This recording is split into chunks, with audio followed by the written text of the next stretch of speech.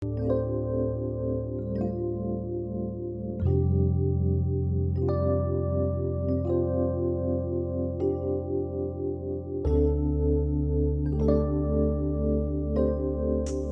වරුසා කෙටි නවකතාව 6 වෙනි කොටස.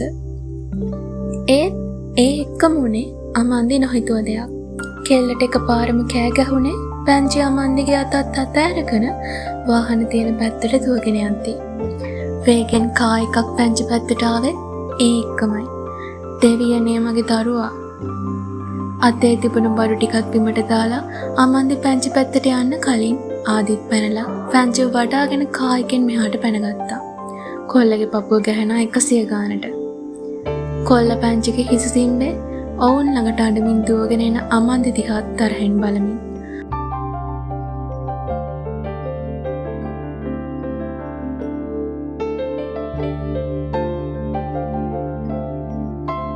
අම්මා කෙනෙක්ද තමසයා බලනවා තව ටිකෙන් මේ නොදරුවා අර වාහනේට යට වෙලා යනවා. මනස් කියලා දෙයක් දන්නේ නැද්ද? පොඩි ළමෙක් එක පාර යන්න ඕන විදිහ දන්නේ නැද්ද? අතින් කටින් උස්සගෙන එක්ක පොඩි කිව්ව අපේ ගෙදර දාලා බඩු අරන් යන්න ඕනේ. උඩ දාගෙන ගියානේ තියෙන ලොකුකමට. ලොකුකම නෙමේ හිතුවක්කාරකම්. තමසක හිතුවක්කාරකම් වලට මේ අහිංසකව ගාව ගන්නපා. ආය ආදිත්‍යයා ඉන්න අපේ ගෙදර. තමසට ඕන දෙයක් කරගන්න.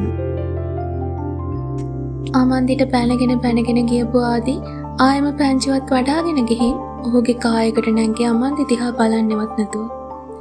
අමන්දි තාමත් අඬන ගමන් ඉන්නේ. කෙල්ලට හිතා ගන්න අමාරුයි තාමත් උන දේ. ආදි කිව්වා හරි. අම්මා කෙනෙක් ඉස්සල්ලාම බලන්න ඕනේ දරුවගේ ආරක්ෂාව ගැන. පැංචිට අද මොනවා හරි වුණා නම් අයට අයගේ ජීවිතේනොත් වැඩක් නැහැ. ආදි පැංචි එක කායක ගෙනත් අමන්දි ඉස්සරහින් අතර කළාමයි කෙල්ල පියවිසියට ආවේ. තමුසේ යනවා නම් නගිනවා. මං ඇනෙක්ස් එකට දාගෙන යන්න. ආදි වචන බර කරලා වගේ කියද්දි අමන්දි බැලුවේ ගෙදරට ගත්ත බඩු සීසීකට වැටිලා තියෙන. ඔය ටික අසරණ මිනිස්සෙට හරි ගන්න දෙනවා. තියෙන කුණු ලෝභකමට ඒව දිහා බලන් හූල්ලන්න නැතුව. යන ගමන් මං අරන් දෙන්නම්. ආදි හැම කියද්දි අස්වලට උණපු කඳුළු පිහදාගෙන අමන්දි පිටිපස්ස ෂීට් එකෙන් පාඩි වුණා. ඉස්සරහා ෂීට් එකේ ආදි එක්ක සෙල්ලමට යන්න හදන පැංචි අමන්දි කායකට නැංගහම අය අතට පැන්නා. කෙල්ල පැංචිව තමා අතට ගත්තේ අයව දැකලා ආයෙමත් තමන්දිගේ කඳුළු අලුත් ඕන එකට එපා එකටයි හැම කෙහෙල් මලට මඩලත් දරුවවත් අඬවනවකෝ. එතකොට මේ ආදි කවුද කියලා හරියටම බලා ගන්න පුළුවන්. අමන්දි අඬන දිහා දුකෙන් බලන් හිටපු පැංචි දිහා සයිඩ් කණ්ණාඩියෙන් බලන් ඉඳපු ආදි එහෙම කිව්ව අමන්දියාගේ හැඬුම් හිර කරගෙන චනේලෙන් පිටත බලාගනිද්දි. අම්මි චොකෝ. පැංචි අමන්දිගෙන් චොකලට් ඉල්ලද්දි අමන්දිට මතක් වුණේ කෙල්ලට ගත්ත චොකලට් එක බිම වැටුණු බෑග් එකේ නේද තිබ්බේ කියලා. අම්මි පැංචිට චොකෝ අරන් දෙන්නම්කෝ. අපි ඉස්සෙල්ලාම ගෙදර යමු. බාබා මට චොකෝ ඕනේ. පැංචි අස්සල කඳුළු පුරව ගත්තේ ආදි කායක පාර අයිනකට කරලා නවත්තද්දී. කිසිවක් නොකියා කායකෙන් බැහැලා ගියපු ආදි ආයෙම ආවේ gift box එකක් අතේ තියාගෙන. කායකට නැගලා gift box එක පැංචි අතට දුන්නේ. පැංචිගේ රවුම් දිරිසෙන දැස් වලින් ආදි දිහා බලන් ඉද්දි. බබාට චොකෝ තියෙන්නේ. බලන්නකෝ ඕපන් කරලා.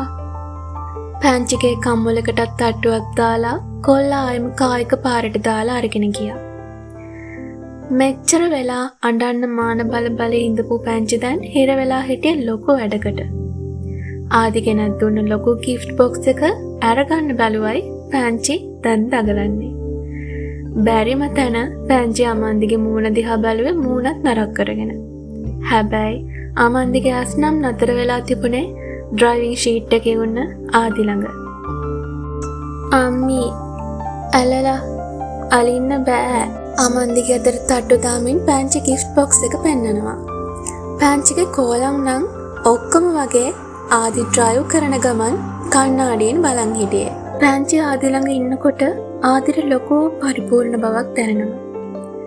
පැංචි ළඟ ආදි ඉන්නකොට ආදිගේ ලෝකෙ සම්පූර්ණයි වගේ ඔහුට දැනෙන්නේ. කොහොම හරි ගිෆ්ට් බොක්ස් එක අමාන්දිරත් ඉවර කරගන්න පුළුවන් වුණේ ලොකු වෑයමක් දරලා. බොක්ස් එක අරපු ගමන්ම අමාන්දි ගෑස් කියේ ආදි ළඟට. බොක්ස් එක ඇතුලේ චූටි චොක්ලට්ස් ගොඩාක් තිබුණා. ඒත් ඒ අතරේ එක විශේෂ චොක්ලට් එකක් තිබුණා. ඒ චොක්ලට් එක තමා ආදිගේ අමාන්දිගේ ආසම චොක්ලට් එක. ඒ චොක්ලට් එක ආදි අමාන්දිට හැමදාම වගේ අරන් දෙනවා.